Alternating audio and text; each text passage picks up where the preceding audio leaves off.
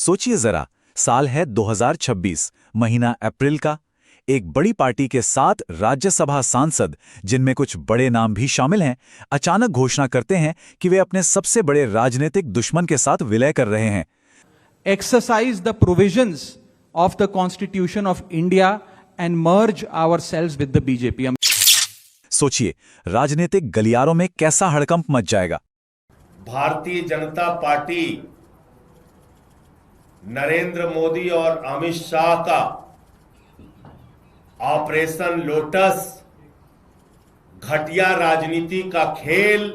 लेकिन एक मिनट, ये तो सीधा सीधा डिफेक्शन का केस लगता है ना? मतलब अवैध दल बदल। इन सभी सांसदों की सदस्यता तो रद्द हो जानी चाहिए। आखिर उन्होंने वो पार्टी छोड़ दी जिसके टिकट पर वो चुनकर आए थे। इसका जवाब छिपा है हमारे संविधान की 10वीं अनुसूची में। इसे एक तरह का एंटी डिफेक्शन शील्ड यानी दल बदल विरोधी कवच भी कह सकते हैं। चलिए इसी को थोड़ा खोलकर समझते हैं। तो ये जो 10वीं अनुसूची है, जिसे हम एंटी डिफेक्शन लॉ भी कहते हैं, इसे 1985 में संविधान में जोड़ा गया था। और मकसद बिल्कुल साफ था, उस आयाराम गयाराम वाली राजनीति को खत्म करना और सरकारों को स्थिरता देना। अब ये कानून ना दो सिचुएशंस को बिल्कुल अलग अलग नजर से देखता है। एक तरफ है दल बदल, मतलब अगर एक या कुछ विधायक पार्टी बदलते हैं तो उनकी सदस्यता चली जाएगी, उन्हें डिस्क्वालीफाई कर दिया जाएगा। लेकिन दूसरी तरफ है विलय या मर्जर। ये कानूनी रास्ता है, एक एक्सेप्शन है, जहां विधायकों का एक बड़ा ग्रुप दूसरी पार्टी में जा सकता है और उन पर कोई कार्रवाई भी नहीं होगी। तो फिर एक अवैध दल बदल और एक कानूनी विलय के बीच की वो पतली सी लाइन क्या है? वो लाइन है ये जादुई नंबर 2/3 यानी 2/3। अगर किसी पार्टी के कम से कम 2/3 विधायक एक साथ पार्टी छोड़ने का फैसला करते हैं तो उसे दल बदल नहीं माना जाएगा, उसे विलय माना जाएगा और वो बिल्कुल सेफ हैं। और ये तो संविधान के एक नियम की सिर्फ एक परत है। भारतीय संविधान ऐसी ही कई पेचीदा नियमों से भरा हुआ है। अगर इन विषयों को और गहराई से समझना है तो एक्सपर्ट एनालिसिस के लिए क्विक डी स्टडी को सब्सक्राइब करना मत भूलिएगा। लेकिन ये नियम हमेशा से ऐसा नहीं था। चलिए देखते हैं कि इस कानून का सफर कैसा रहा, विभाजन से विलय तक ये कैसे पहुंचा। देखिए, शुरू में जब 1985 में ये कानून आया तो नियम कुछ और था। तब 1/3 विभाजन का रूल था, मतलब अगर किसी पार्टी के सिर्फ 1/3 विधायक भी अलग हो जाते तो वो बच जाते थे। लेकिन इसका गलत फायदा उठाया जाने लगा और इसे होलसेल डिफेक्शन या थोक दलबदल कहा जाने लगा। इसी को रोकने के लिए 2003 में 91st अमेंडमेंट लाया गया।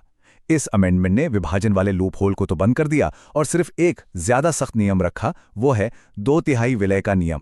और यहीं पर एक बहुत ही जरूरी कानूनी बारीकी है, इसे ध्यान से समझिएगा। ये जो 2/3 का नियम है ना, ये मूल राजनीतिक दल यानी पूरी की पूरी पार्टी ऑर्गेनाइजेशन पर लागू नहीं होता। नहीं, ये लागू होता है सिर्फ विधानमंडल दल पर, मतलब संसद या विधानसभा में उस पार्टी के जो चुने हुए सदस्य हैं, सिर्फ उनके ग्रुप पर। इसका मतलब ये हुआ कि विधायक चाहें तो विलय कर सकते हैं, भले ही उनकी मेन पार्टी जो बाहर है वो ऐसा ना करे। तो चलिए अब अपने शुरू वाली कहानी पर वापस आते हैं। आम आदमी पार्टी के राज्यसभा में 10 सांसद हैं। अब 10 में से 7 का मतलब हुआ 70%। और 2/3 की जरूरत कितनी है? 66.6%। तो 70% तो उससे ज्यादा है। इसलिए हमारे उस हाइपोथेटिकल सिनेरियो में ये कदम पूरी तरह से कानूनी रूप से सेफ होगा, कोई डिस्क्वालिफिकेशन नहीं। तो यहां से एक बात तो साफ हो जाती है कि 2/3 बहुमत का मतलब हमेशा एक जैसा नहीं होता। चलिए इसको और गहराई से समझते हैं और देखते हैं कि सारी सुपर मेजॉरिटी एक जैसी क्यों नहीं होती। ये वाला हिस्सा यूपीएससी एस्पिरेंट्स के लिए खास तौर पर बहुत जरूरी है। जैसा कि इस स्लाइड पर टेबल में दिख रहा है, हमारे संविधान में कई तरह के विशेष बहुमत या स्पेशल मेजॉरिटी का जिक्र है।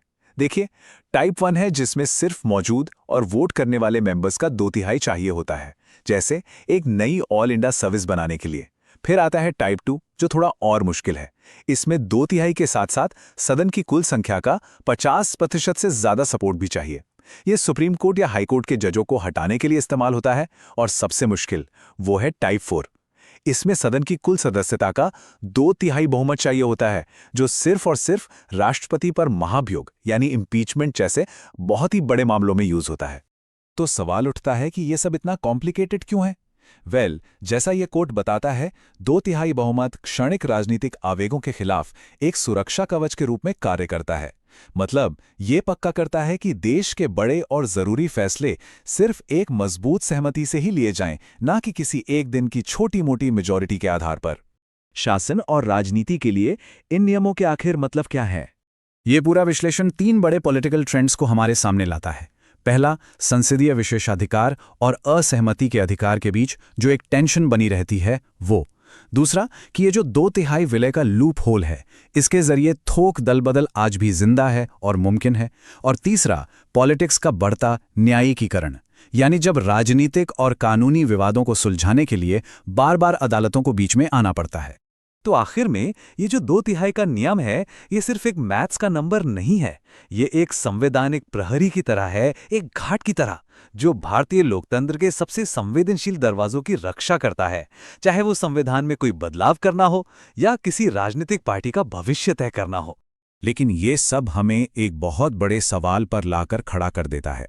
क्या ये 2/3 का नियम सच में हमारे लोकतंत्र की रक्षा करता है, या फिर ये सामूहिक दलबदल के लिए एक संवैधानिक लूपहोल बना देता है जो कहीं ना कहीं वोटर्स के फैसले को कमजोर करता है? इंडियन पॉलिटी की इन्हीं सब बारीकियों में महारत हासिल करने के लिए और ये समझने के लिए कि ये नियम असल में जमीन पर कैसे काम करते हैं, क्विक डी स्टडी को जरूर सब्सक्राइब करें।